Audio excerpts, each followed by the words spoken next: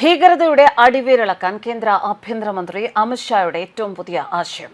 രാജ്യത്തെ പോലീസ് സംവിധാനങ്ങൾക്ക് ഏകീകൃതമായ ഒരു ഭീകരവിരുദ്ധ സ്ക്വാഡ് ഘടന ആവശ്യമെന്ന് അമിത്ഷാ. സൈബർ ഇൻഫർമേഷൻ യുദ്ധം, സാമ്പത്തിക ശൃംഖലകളുടെ ദുരുപയോഗം, ഹൈബ്രിഡ് ഭീകരത ഇതുൾപ്പെടെ ഇന്ന് ഭീകരതയുടെ സ്വഭാവം മാറിയിട്ടുണ്ട്.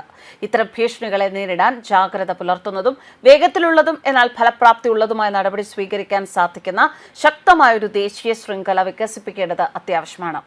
അത്തരം വികസിത ശൃംഖലകളിലൂടെ മാത്രമേ ഒരു ദേശീയ തലത്തിലുള്ള സംവിധാനം ശക്തിപ്പെടുത്താൻ സാധിക്കൂവെന്ന് അമിത്ഷാ പറഞ്ഞു.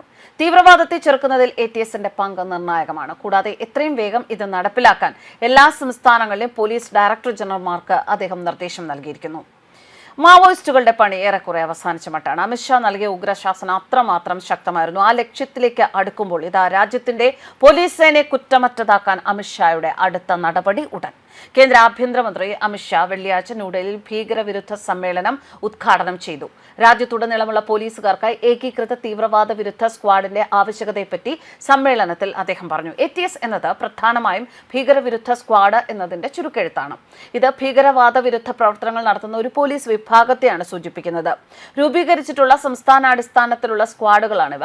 രാജ്യവിരുദ്ധ ആശയങ്ങൾ പ്രചരിപ്പിക്കുന്നവരെയും ഭീകര സംഘടനകളുമായി ബന്ധമുള്ളവരെയും പിടികൂടുകയും നിരീക്ഷിക്കുകയും ചെയ്യുന്നു.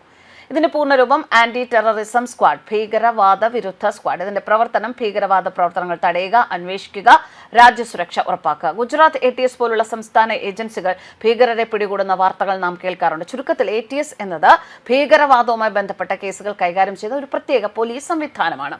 ആ പ്രത്യേക പോലീസ് സംവിധാനത്തിലേക്ക് എല്ലാ സംസ്ഥാനങ്ങളിലെയും പോലീസ് സംവിധാനങ്ങൾ കോറിലേറ്റ് ചെയ്ത് സമ്മേളിപ്പിച്ച് യോജിപ്പിച്ച് വന്ന ഒരു ഏകീകൃത സംവിധാനം ഉണ്ടാകണം എന്നത് തന്നെയാണ് അമിത്ഷാ കഴിഞ്ഞ ദിവസം പ്രഖ്യാപിച്ചിരിക്കുന്നത്. നവംബർ മാസത്തിൽ ദില്ലിയിലെ ചെങ്കോട്ടയ്ക്ക് സമീപമുണ്ടായ സ്ഫോടനത്തിൽ 40 കിലോയോളം സ്ഫോടക വസ്തുക്കളാണ് ഉപയോഗിച്ചത് എന്ന് കേന്ദ്ര ആഭ്യന്തരമന്ത്രി അമിത്ഷാ പറഞ്ഞു. നവംബർ 10-ാം തീയതി സ്ഫോടക വസ്തുക്കൾ നിറച്ച കാർ ചെങ്കോട്ടയ്ക്ക് സമീപം പൊട്ടിത്തെറിച്ച സംഭവത്തിൽ 15 പേർ കൊല്ലപ്പെടുകയും നിരവധി പേർക്ക് പരിക്കേൽക്കുകയും ചെയ്തിരുന്നു. ദില്ലിയിൽ ഉണ്ടായ സ്ഫോടനത്തെക്കുറിച്ച് ജമ്മു കാശ്മീർ പോലീസ് മികച്ച അന്വേഷണം നടത്തിയെന്നും അമിത്ഷാ പറഞ്ഞു. ദില്ലിയിൽ നടന്ന സ്ഫോടനം 40 കിലോഗ്രാം സ്ഫോടക വസ്തുക്കൾ ഉപയോഗിച്ചായിരുന്നു. അതേസമയം 3 ടൺ സ്ഫോടക വസ്തുക്കൾ പൊട്ടിത്തെറിക്കുന്നതിന് മുൻപേ കണ്ടെത്താൻ സാധിച്ചു. സ്ഫോടനം നടക്കുന്നതിന് മുന്നേ തന്നെ ഈ ഗൂഢാലോചനയിൽ പങ്കെടുത്ത മുഴുവൻ പേരെയും പിടികൂടാനായി എന്നും അമിത്ഷാ പറഞ്ഞു.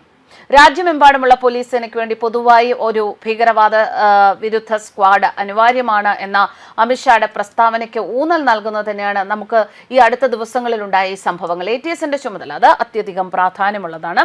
എല്ലാ DGPമാരോടും ഇത് അടിയന്തരമായി രൂപവൽക്കരിക്കാൻ അമിത്ഷാ നിർദ്ദേശം നൽകുകയും ചെയ്തു. പെഹൽഗാം ഭീകര ആക്രമണം ആസൂത്രണം ചെയ്തവരെ ഓപ്പറേഷൻ സിന്ദൂറിലൂടെ ശിക്ഷിക്കുകയും നടപ്പാക്കിയവരെ ഓപ്പറേഷൻ മഹാദേവിലൂടെ ഇല്ലാതാക്കുകയും ചെയ്തു എന്നും അമിത്ഷാ പറഞ്ഞു. എന്തായാലും രാജ്യത്തിന് ഇത്രയും ശക്തനായ കരുത്തനായ എന്തൊക്കെ നമ്മുടെ രാജ്യ സുരക്ഷയ്ക്ക് വേണ്ടി ഭീകരവാദങ്ങൾ ഇല്ലാതാക്കാൻ വേണ്ടി എന്തൊക്കെ ചെയ്യണം എന്ന കൃത്യമായ ആസൂത്രണമുള്ള ഒരു ആഭ്യന്തരമന്ത്രി ഉണ്ട് എന്നത് തന്നെയാണ് ഏറ്റവും വലിയ നേട്ടം. ആഭ്യന്തരമന്ത്രി അമിത്ഷായുടെ ഭരണത്തിൽ ഏറ്റവും മനോഹരമായ ഒരു അച്ചീവ്മെന്റ് തന്നെയാണ് മാവോയിസ്റ്റുകളുടെ ഒരു മടങ്ങിവരവ്. മാവോയിസ്റ്റുകളെ നോർമൽ ജീവിതത്തിലേക്ക് കൊണ്ടുവരിക എന്നതും മാവോയിസ്റ്റുകളുടെ താവളങ്ങളിൽ സൈന്യം ഇടപെട്ട് അവിടെ മാവോയിസ്റ്റുകളുടെ താവളങ്ങൾ ഇല്ലാതാക്കുകയും ഒരുപാട് മാവോയിസ്റ്റ് ഭീകരരെ ഇല്ലാതാക്കാനും ഒക്കെ സാധിച്ചു എന്നത്. എന്തായാലും 2026 മാർച്ച് 31 എത്തുമ്പോൾ രാജ്യത്തെ മാവോയിസ്റ്റുകളുടെ അവസാനത്തെ കണ്ണിയും ഇല്ലാതാക്കും എന്ന് അമിത്ഷാ പറഞ്ഞിരുന്നു. അതോടൊപ്പം തന്നെയാണ് രാജ്യസുരക്ഷയ്ക്ക് കൂടുതൽ ഊന്നൽ നൽകിക്കൊണ്ട് ഇത്തരത്തിലൊരു നീക്കത്തിലേക്ക് ആഭ്യന്തരമന്ത്രി പോകുന്നത്.